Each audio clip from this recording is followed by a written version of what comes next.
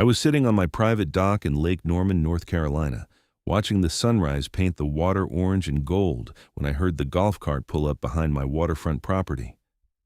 It was 6:30 in the morning on a Saturday, and I already knew this wasn't going to be a pleasant conversation. Excuse me, sir." The voice was shrill, cutting through the peaceful morning like nails on a chalkboard. I turned around to see a woman in her mid-50s marching across my lawn, her blonde bob bouncing with each aggressive step. She wore a pastel pink polo shirt with the Harborview Estates HOA logo embroidered on it, khaki shorts, and the kind of white tennis shoes that screamed, "I need to speak to your manager." "Can I help you?" I asked, standing up from my folding chair. "I'm Patricia Meadows, president of the Harborview Estates Homeowners Association," she announced, stopping at the edge of my dock with her hands on her hips. "And I need to inform you that you're currently trespassing on community property." I stared at her for a long moment, wondering if I'd heard her correctly. "I'm sorry, what?" "This dock," she said, gesturing dramatically at the wooden structure beneath my feet. "It's community property. It says so right in the HOA covenants. All waterfront access points are designated as common areas for the enjoyment of all residents. My name is Xander, and I'd lived in this lakeside community for 3 years. I'd specifically purchased this property because of the private dock. It was listed in the real estate documents, the deed, the survey, and every other piece of paperwork I'd signed when I bought the house. The dock was mine. I'd even had to pay extra for the property because of it." "Patricia, I think there's been some kind of mistake," I said, keeping my voice calm. "This dock is private property. It's on my land, and it was included in my purchase." She pulled out a manila folder from the canvas bag slung over her shoulder. "I have the documentation right here. According to Section 7, Paragraph 3 of the HOA covenants, all lakefront docks are community property." "Then your documents are wrong," I said flatly. "I have the deed to this property, and the dock is clearly within my property lines. I also have the original survey." Patricia's face flushed red. "Are you calling me a liar?" "I'm saying there's been a misunderstanding. If you'd like, I can show you my paperwork." "The HOA has official documents," she snapped, "and as of right now, you need to remove your personal belongings from this community dock. That includes this chair, that cooler, and those fishing rods. This area needs to be accessible to all residents." I felt my jaw tighten. "This isn't happening. This is my dock." "I'll be back on Monday with the HOA board," Patricia said, her voice dripping with fake sweetness. "And if your items aren't removed by then, we'll be forced to remove them ourselves and fine you for non-compliance. Have a nice day." She turned on her heel and marched back to her golf cart, leaving me standing there in disbelief. I immediately went inside and pulled out all my closing documents from the filing cabinet in my home office. The deed was crystal clear. Lot 47, Harborview Estates, including all structures, improvements, and waterfront access. The survey showed my property line extending to the water line, with the dock clearly marked within my boundaries. I'd paid $485,000 for this house 3 years ago, and the private dock had added at least $50,000 to that price. I spent the rest of Saturday morning digging through every document I had. The original HOA covenants from when the community was developed in 2008 made no mention of private docks being community property. In fact, they specifically stated that individual property owners were responsible for maintaining their own waterfront structures. On Monday morning, I took a personal day off from my job as a systems analyst and waited. Sure enough, at 9 a.m., Patricia showed up with 3 other people in tow. One was a thin man in his 60s wearing a polo shirt identical to Patricia's. The other 2 were women in their 50s, both carrying clipboards and wearing stern expressions.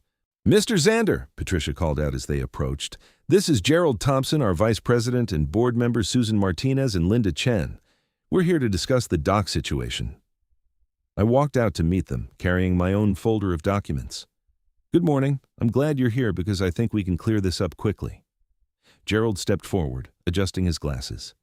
"Mr. Xander, we've reviewed the HOA covenants and the regulations are quite clear. Community docks must remain accessible to all residents." "This isn't a community dock," I said, opening my folder. "This is my private dock, and I have the deed and survey to prove it." I held out the documents, but Patricia waved them away. "We have our own documentation. The HOA covenants supersede individual property deeds in matters of community standards and shared resources. That's not how property law works, I said, feeling my patience starting to fray. The deed to my property is a legal document that describes exactly what I own. The dock is within my property boundaries. Susan spoke up for the first time. Mr. Xander, we're not trying to be difficult, but we have multiple residents who have complained about not having lake access. The HOA documents clearly state that all docks are community property. Show me, I said. Show me exactly where it says that in the original covenants. Patricia pulled out a stapled packet of papers from her folder. Section 7, paragraph 3. It's right here in black and white. She thrust the paper at me, pointing to a specific paragraph. I read it carefully. All waterfront access points, including but not limited to docks, piers, boat launches, and beaches within Harborview Estates, are designated as community common areas for the enjoyment and use of all residents in good standing. I read it twice, feeling a cold knot form in my stomach. The language was clear, but something felt off. Can I get a copy of this? I asked. We can email you the full covenant package, Linda said, making a note on her clipboard. No, I need a copy of this specific page, right now. Patricia looked annoyed, but pulled out her phone. Fine, give me your email. I rattled off my email address, and a moment later, my phone buzzed with the incoming message. Now, Gerald said, we need to establish a timeline for making this dock accessible to all residents. We propose installing a small sign indicating it's community property and asking that you limit your personal use to no more than 4 hours per day.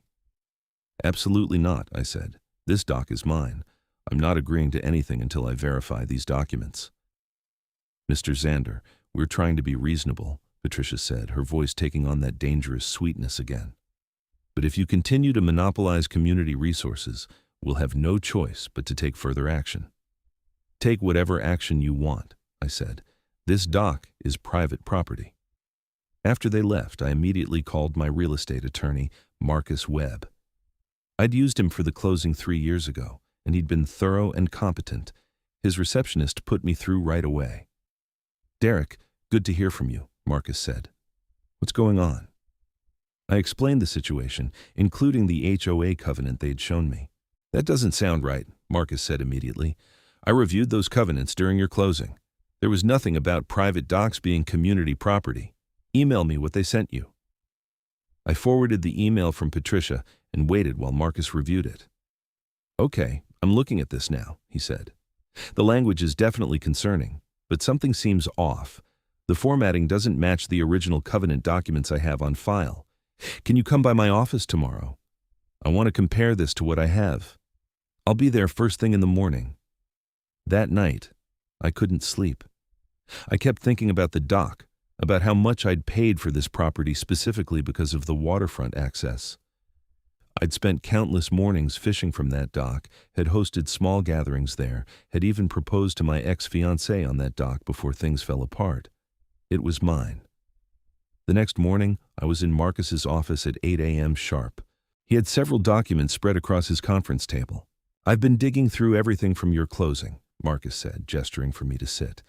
And I've also pulled the original HOA covenants from the county records. Derek, the document they showed you has been altered. My heart started pounding. What do you mean altered? Marcus placed 2 documents side by side. This is the original Section 7, Paragraph 3 from the 2008 covenants. He pointed to the left document. It talks about community recreation areas like the pool, tennis courts, and the common lakefront park. It says nothing about private docks. He then pointed to the right document, the one Patricia had sent me. This is what they sent you. The paragraph number is the same, but the content is completely different. Someone rewrote this section. Can they do that? Can the HOA just change the covenants?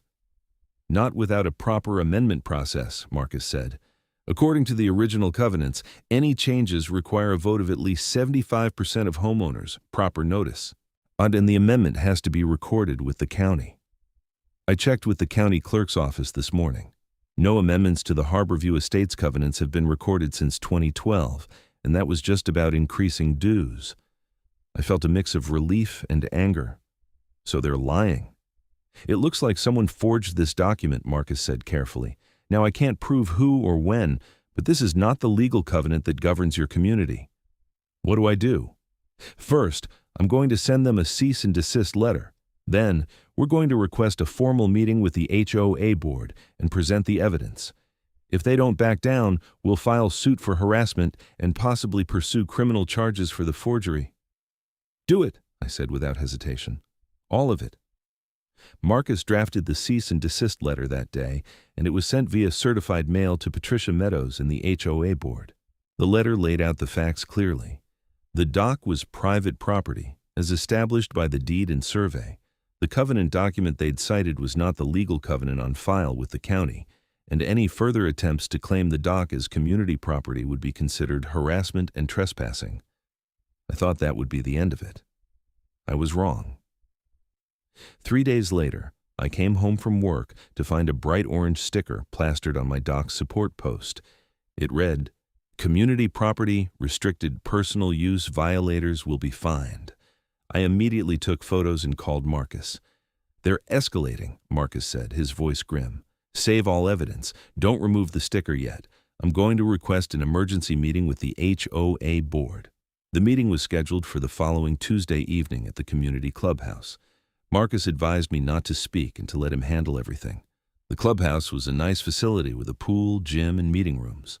The HOA board sat at a long table at the front of the main room. Besides Patricia, Gerald, Susan, and Linda, there were 2 other board members I hadn't met yet. Robert Chen, Linda's husband apparently, and Margaret Foster, a woman in her 70s who looked like she'd rather be anywhere else. About 20 other residents had shown up, curious about the drama. I recognized a few neighbors, but didn't know most of them well. Patricia called the meeting to order. "We're here to discuss the ongoing dispute regarding the dock at Lot 47. Mr. Xander has refused to comply with HOA regulations regarding community property." Marcus stood up. "If I may, Mrs. Meadows, I'm Marcus Webb, attorney representing Derek Xander. My client has not refused to comply with HOA regulations. He's refused to surrender his private property based on a forged document." The room went silent. Patricia's face turned red. "That's a serious accusation." "It's a serious crime," Marcus said calmly. He walked to the front and placed 2 documents on the table. "This is the original HOA covenant as recorded with Mecklenburg County in 2008. This is the document your board provided to Mr. Xander. They don't match. Someone altered the text of Section 7, Paragraph 3. Gerald picked up the documents, his face going pale as he compared them. Susan and Linda leaned in to look as well. "I don't understand," Gerald said slowly. "Patricia, where did you get this covenant copy?" "It's in our files," Patricia said defensively. "It's what we've always used." "But it's not the legal document," Marcus pressed. "The legal covenant makes no claim to private docks. It clearly states that property owners are responsible for their own waterfront structures. This altered version was never voted on, never properly amended, and never recorded with the county." Margaret Foster spoke up, her voice quiet but firm.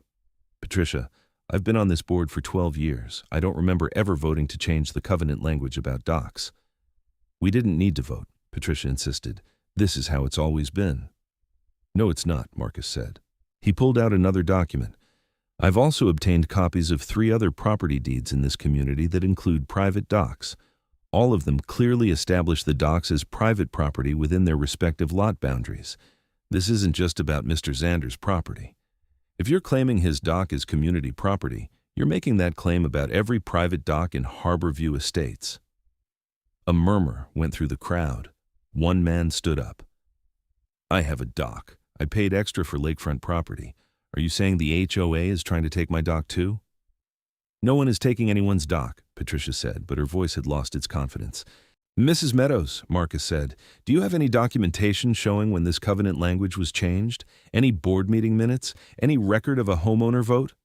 Patricia shuffled through her papers, her face growing redder. "The paperwork is in storage. I'll need to look for it." "There is no paperwork," Marcus said bluntly, "because this change was never properly made. Someone created this altered document, and it's been used to make false claims about private property. That's forgery and fraud." Gerald stood up, looking shaken. I think we need to adjourn this meeting and investigate this matter further. Patricia, I'm going to need to see all the HOA files, including where this covenant copy came from. I'm the HOA president, Patricia snapped. I don't answer to you, Gerald. Actually, you do, Margaret said firmly. The board has oversight authority over the president, and right now I'm very concerned about these allegations. The meeting dissolved into chaos, with multiple residents demanding answers and Patricia trying to maintain control. Marcus and I left after he formally requested that the board provide documentation about the covenant changes within 7 days. Over the next week, things got weird. I started receiving anonymous notes in my mailbox, all typed on plain paper. Stop causing trouble. The community needs that dock. You're being selfish. One particularly nasty note read, "Watch your back." I reported everything to Marcus and started documenting everything with photos and timestamps. I also installed security cameras around my property, including one pointed at the dock. Good thing I did, because on Thursday night at 2 a.m., my phone buzzed with a motion alert from the dock camera. I pulled up the live feed and saw 2 figures on my dock trying to remove the wooden boards. I immediately called 911, then threw on clothes and ran outside with my phone recording.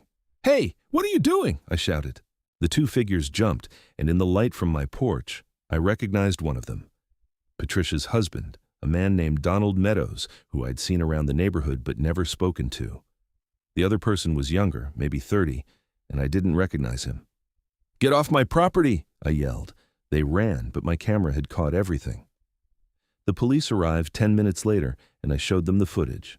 The responding officers, a woman named Officer Martinez and her partner, Officer Johnson, watched the video carefully. "Do you know these individuals?" Officer Martinez asked. "The older man is Donald Meadows. His wife is the HOA president who's been claiming my dock as community property. I don't know the other guy." "And you're certain this is your property?" "Absolutely. I have the deed, survey, and my attorney has already documented that the HOA's claims are based on forged documents." Officer Johnson took notes. "We'll need copies of all that. This looks like attempted vandalism and trespassing at minimum." I provided them with copies of everything, including the side-by-side comparison of the real and altered covenants. Officer Martinez's eyebrows went up as she reviewed the documents. "This is going to need to go to the detective division," she said. "Document forgery is serious, especially when it's used to make false property claims. We'll be in touch." After the police left, I texted Marcus despite the late hour. He called me back immediately. "They tried to destroy your dock?" he said, sounding both angry and excited. "Derek, this just became a criminal matter. That's destruction of property, and it proves they knew their claim was fraudulent." "What happens now?" "Now we let the police investigation run its course. And tomorrow, I'm filing an emergency injunction to prohibit the HOA from having any contact with you or your property pending resolution of this matter." The next morning, a detective named Sarah Reeves called me. She was with the Mecklenburg County Sheriff's Office and had been assigned to investigate the case. "Mr. Xander, I've reviewed the reports and the documentation provided," Detective Reeves said. "I'm going to need to interview several people, including members of the HOA board. Do you have contact information for them?" I provided everything I had.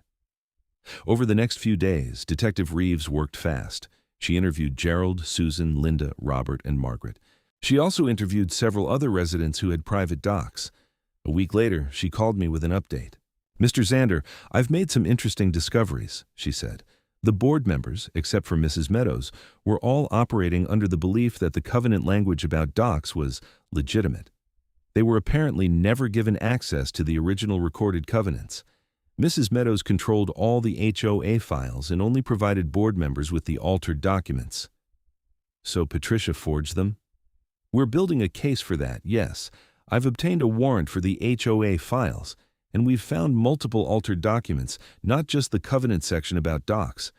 Mrs. Meadows has also been collecting special assessments from residents based on these fake amendments, assessments that were never properly voted on." "How much money are we talking about?" "That's still being calculated, but it appears to be over $80,000 collected over the past 3 years. I felt sick. Patricia hadn't just tried to steal my dock. She'd been running a scam on the entire community. "What happens next?" I asked. Mrs. Meadows is being charged with forgery, fraud, and theft. Her husband and the man who was with him on your dock, who turns out to be her son-in-law, Craig Stevens, are being charged with criminal trespassing and attempted vandalism. We're also investigating whether Donald Meadows was involved in the financial fraud. 2 days later, I watched from my front window as police cars pulled up to Patricia's house, which was 6 doors down from mine. Patricia was led out in handcuffs, screaming about how this was all a misunderstanding. Donald was arrested too, though he went quietly. The HOA board held an emergency meeting that evening. Marcus attended with me, but this time the mood was completely different. Patricia's seat was empty, and Margaret Foster had assumed the role of acting president. First I want to apologize to Mr. Xander on behalf of the board, Margaret said, looking directly at me. We were operating on false information provided by our former president. We've now reviewed the actual legal covenants, and it's clear that your dock, along with all private docks in this community, are individual property. Thank you, I said simply. Second, Margaret continued, we're conducting a complete audit of HOA finances and all documentation. We've discovered that Mrs. Meadows had been collecting unauthorized fees and using altered covenant language to justify them. We'll be working with law enforcement and our attorney to determine how to address the financial losses. Gerald stood up, looking exhausted. I'm also tendering my resignation from the board, effective immediately. I should have been more diligent in reviewing the actual governing documents. I failed in my responsibility. Over the next several weeks, the full scope of Patricia's fraud came to light. She had been systematically altering HOA documents for years, using them to collect fake special assessments, impose arbitrary fines, and control every aspect of the community. She had even been paying her son-in-law, Craig, to do maintenance work at inflated prices using HOA funds. The estimated total theft was over $120,000.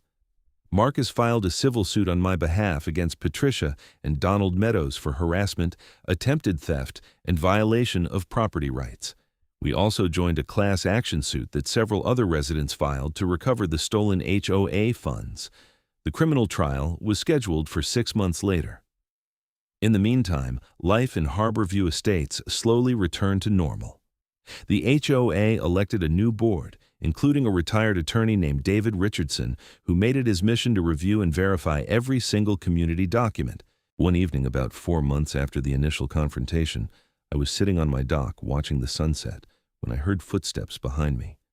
I tensed, then relaxed when I saw it was my neighbor from Lot 45, a woman named Wendy Keller, who had always been friendly. "Mind if I join you?" she asked. "Please," I said, gesturing to the chair next to mine. She sat down with a sigh. "I owe you an apology." "For what?" "I was one of the residents who complained about not having lake access," she admitted. "Patricia told me that some homeowners were hogging the community docks and that it wasn't fair.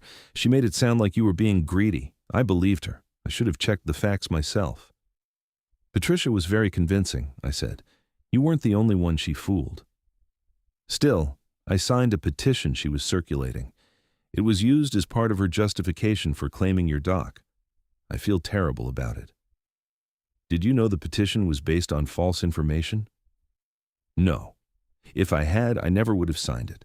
Patricia showed us those fake covenants. She had an answer for every question. She seemed so official, so certain. We sat in silence for a moment, watching the water. "For what it's worth," Wendy said, "I'm glad you fought back. Who knows how long Patricia would have kept stealing from all of us if you hadn't exposed her." "I just wanted to keep my dock," I said with a slight smile. "Well, your dock is beautiful," Wendy said, "and definitely private property."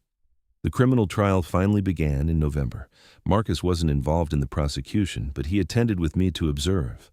The prosecutor was a sharp woman named Assistant District Attorney Jennifer Cole, and she laid out the case methodically. The evidence was overwhelming. The prosecution presented the original recorded covenants alongside the forged versions Patricia had created. They showed bank records proving Patricia had deposited unauthorized HOA fees into accounts she controlled. They presented testimony from multiple residents who had been fined or assessed based on fake rule violations. Craig Stevens, Patricia's son-in-law, had taken a plea deal and testified against Patricia and Donald. He admitted that Patricia had recruited him to help remove my dock, claiming it was legal HOA business. He also testified about the fake maintenance contracts. Donald Meadows' attorney tried to argue that he had been manipulated by his wife and didn't understand what he was doing was illegal. The jury didn't buy it. The trial lasted 2 weeks. Patricia's defense was essentially that she had been trying to do what was best for the community and that any document alterations were honest mistakes. Her attorney tried to paint her as an overzealous volunteer who had gotten confused about proper procedures. The prosecutor destroyed that narrative.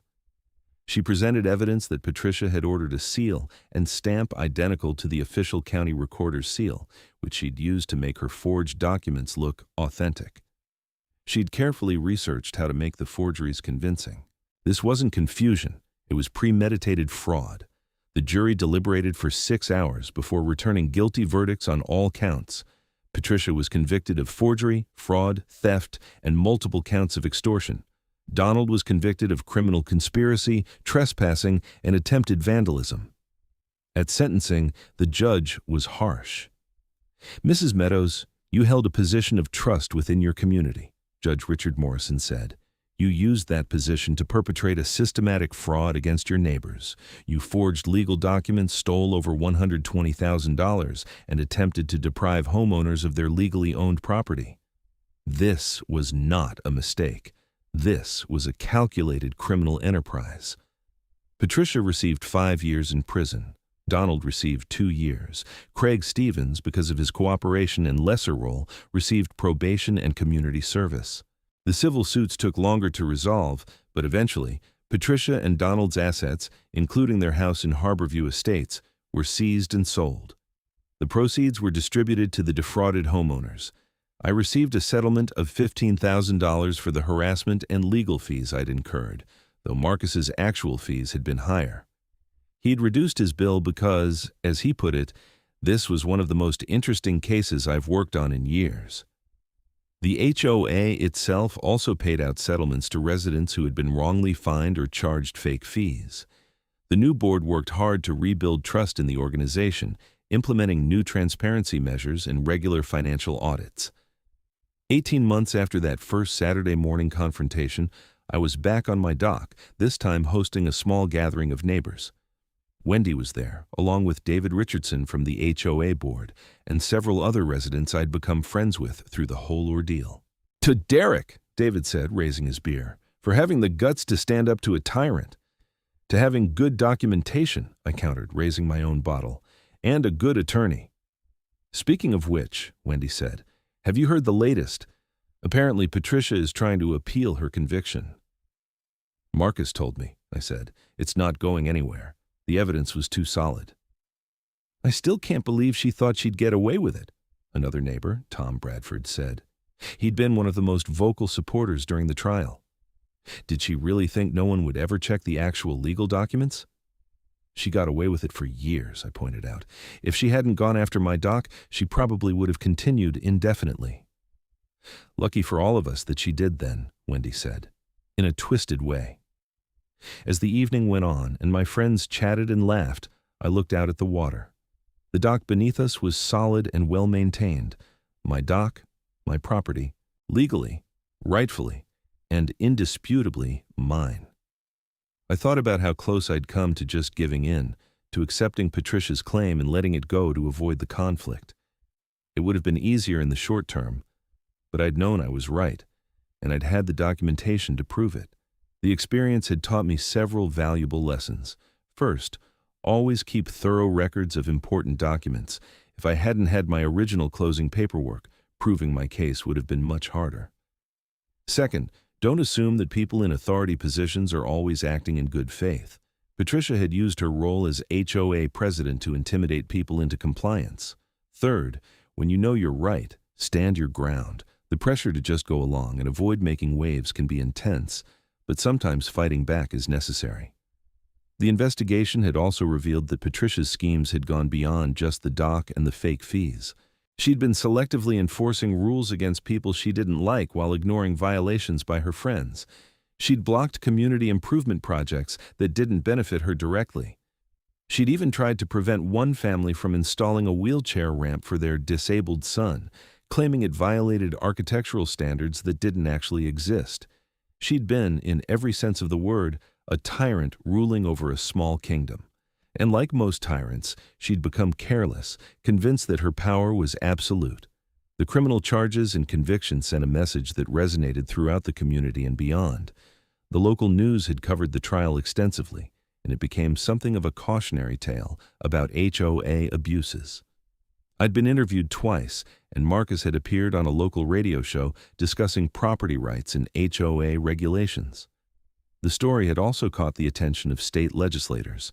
A representative named Michelle Torres had reached out to me about testifying in favor of proposed HOA reform legislation.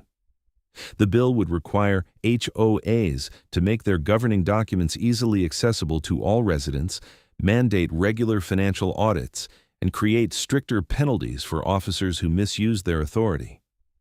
I'd testified at a committee hearing in Raleigh, telling my story to a room full of lawmakers. The experience had been nerve-wracking but worthwhile. The bill eventually passed and was signed into law, though it took almost 2 years from the initial introduction to final passage. Life went on. I continued working my job, enjoying my home, and spending time on my dock. The community healed slowly from the betrayal of Patricia's theft. The new HOA board was transparent and responsive, everything the old regime hadn't been. I even started dating someone I met at a community barbecue that the new board organized as a rebuilding effort. Her name was Rachel Morrison, no relation to the judge, and she lived on the other side of the development. She thought my dock was perfect for watching sunsets. About 2 years after the initial confrontation, I received a letter from Patricia Meadows. It had been sent from the women's correctional facility where she was serving her sentence. I almost threw it away without reading it, but curiosity got the better of me. The letter was 3 pages long, handwritten in neat cursive. In it, Patricia maintained that she had been trying to do the right thing for the community, that she had been overwhelmed by the responsibilities of being HOA president, and that things had gotten out of hand. She claimed she'd never meant to hurt anyone. She didn't apologize, not really. Instead, she tried to justify her actions, explaining that she'd felt the dock should be community property because it wasn't fair that only some residents had water access. She'd convinced herself that altering the documents was just correcting an oversight in the original covenants. The fees she'd collected were meant to fund community improvements, even though they had ended up in her personal accounts. The letter was a masterclass in rationalization and deflection. Even facing the consequences of her actions, Patricia couldn't fully accept responsibility for what she'd done. I read it once, then filed it away with all the other documents from the case. I didn't respond. There was nothing to say. Marcus called me a few days later. I heard Patricia sent you a letter. You okay? Yeah, I'm fine. It was exactly what I expected. No real accountability, just excuses. That tracks with everything we saw during the trial. Some people are incapable of admitting they were wrong. How's the appeal going? I asked. Dead in the water. The appellate court denied it last week. She's going to serve her full sentence. Good, I said, and I meant it. Spring arrived again, marking 3 years since that first confrontation. The lake was beautiful, the trees were blooming, and my dock was the perfect place to enjoy it all. Rachel and I had gotten serious, and she'd essentially moved in, though she was keeping her place for now. One Saturday morning, we were having coffee on the dock when David Richardson walked over. He was still on the HOA board and had become a good friend. "Morning," he called out. "Hope I'm not interrupting." "Not at all," I said. "Coffee?" "No thanks, I can't stay. I just wanted to give you a heads up. We're updating the community directory and we're including a section on property rights and how to verify HOA documents. I'm using your case as an example, with your permission." "Of course," I said. "If it helps people avoid what I went through, I'm all for it. We're also putting together a history of the community, and there's going to be a section about Patricia's fraud and how it was uncovered. It's important that future residents know what happened and how the community came together to fix it." "Sounds good," I said. After David left, Rachel looked at me thoughtfully. "Do you ever regret buying this place, with everything that happened?" I thought about it for a moment, looking out at the water. No. This house, this dock, it's exactly what I wanted. What Patricia did wasn't my fault, and I'm glad I was able to stop her. If I'd let her intimidate me into giving up my property rights, she'd still be out there scamming people. You're right, Rachel said, leaning against me. You did a good thing. I just protected what was mine, I said. Anyone would have done the same. I'm not so sure about that, she said. A lot of people would have backed down rather than deal with the hassle. You fought for 3 years. She had a point. The legal battle, the stress, the uncertainty had all taken a toll. There were times I'd wondered if it was worth it, if I should just let Patricia have the dock to make the problem go away. But I'd known I was right. The dock was mine, legally and legitimately. Patricia had forged documents to try to steal it, and that was wrong no matter how you looked at it. Standing up for myself had been the right choice, even when it was hard. The ripple effects of the case continued for years. The HOA reform legislation I'd testified for led to changes in how HOAs operated across North Carolina. Several other fraud cases were uncovered in different communities when residents started demanding to see original recorded documents instead of just trusting what their boards told them. Marcus told me about a case he took on in Charlotte where an HOA president had been using similar tactics to Patricia, though on a smaller scale. The homeowner had reached out to Marcus specifically because of my case, which had been written up in legal journals as an example of HOA fraud. I also received occasional emails and calls from people in other states dealing with similar issues. I couldn't provide legal advice, but I always encouraged them to get their own attorneys and to verify everything with official county records. Document everything, I'd tell them. Keep copies of all communications. Don't let them intimidate you. Some of these people won their battles, others settled. A few unfortunately lost because they couldn't prove their case or didn't have the resources to fight.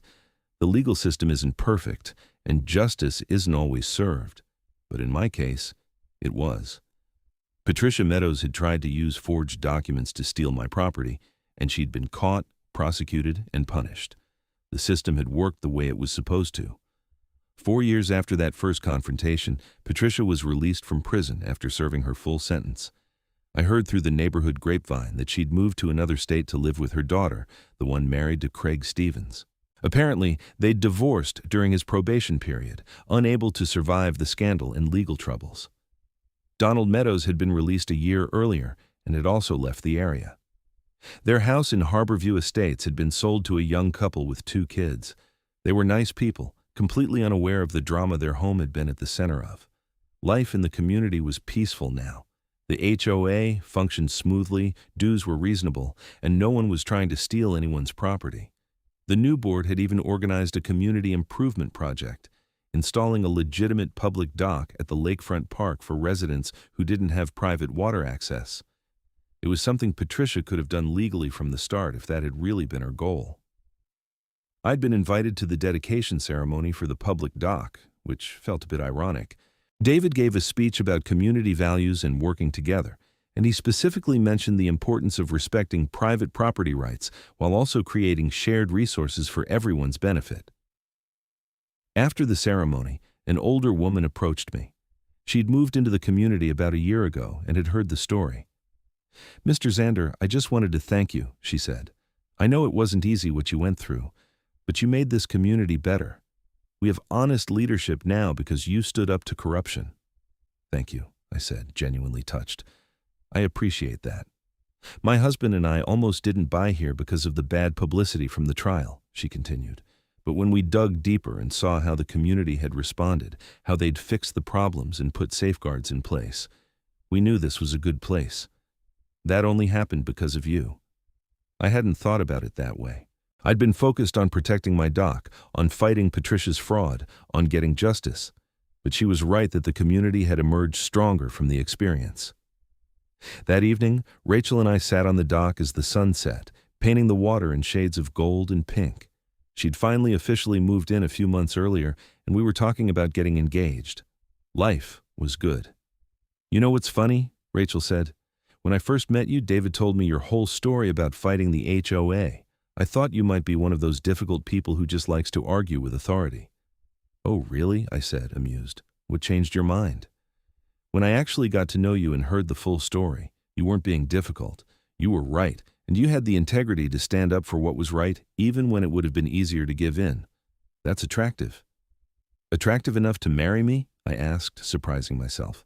I hadn't planned to propose right then, but it felt like the right moment. Rachel looked at me, her eyes wide. Are you asking? Not officially, I said. Not without a ring. But I'm letting you know that I'm going to ask, probably soon. Wanted to make sure you'd say yes. She laughed and kissed me. Yes. Whenever you officially ask, yes. We sat there holding hands as darkness fell, the dock solid beneath us, my property and my sanctuary. It had been worth fighting for, worth the stress and the legal bills and the years of drama. In the end, justice had prevailed. Patricia's forgeries had been exposed, her fraud had been punished, and the community had learned valuable lessons about accountability and oversight. My dock remained mine, exactly as it should be. Looking back on everything, I sometimes wondered what would have happened if I'd just accepted Patricia's claim that first morning. If I'd removed my chair and fishing rods, acknowledged the dock as community property, and walked away. My life would certainly have been simpler. No lawyers, no trials, no stress. But I also would have lost something important. My property rights, my sense of justice, and my self-respect. I would have taught Patricia and people like her that bullying works, that forging documents and lying about property rights is an effective strategy. Instead, I'd fought back. I'd proven my case, exposed the fraud, and helped protect not just my dock, but the rights of every homeowner in Harborview Estates. That mattered. It had to matter. Marcus called me about 6 months later with interesting news. Remember how Patricia appealed her conviction? Well, she's apparently been telling people in her new town that she was wrongly convicted, that you framed her, that the whole thing was a misunderstanding. Of course she is, I said, not surprised. Is it causing problems? Not for you, but potentially for her. Some of the people she told looked up the case online and found the news coverage. Now they're asking questions about why she's lying about it. Just wanted you to know in case it comes back to you somehow. It never did. Patricia's attempts to rewrite history failed because the truth was well documented and publicly available. The court records, the news coverage, the testimony and evidence all told a clear story that couldn't be contradicted. 5 years after the initial confrontation, I finally felt like the chapter was truly closed. Patricia was gone, the legal matters were resolved, the community had healed, and life had moved on. I'd proposed to Rachel officially, with a ring and everything, and we were planning a summer wedding. We decided to have the reception at the Harborview Estates Clubhouse, the same place where I'd confronted the HOA board all those years ago. It seemed fitting somehow, a way of reclaiming that space with a celebration instead of conflict. At the wedding, David gave a toast that referenced the dock without explicitly mentioning the legal battle. To Derek, a man who knows the value of standing firm on solid ground, or in his case, solid dock boards, may your marriage be built on equally strong foundations. Everyone laughed, those who knew the story appreciating the layered meaning. My dock had become something of a legend in the community, a symbol of standing up for your rights.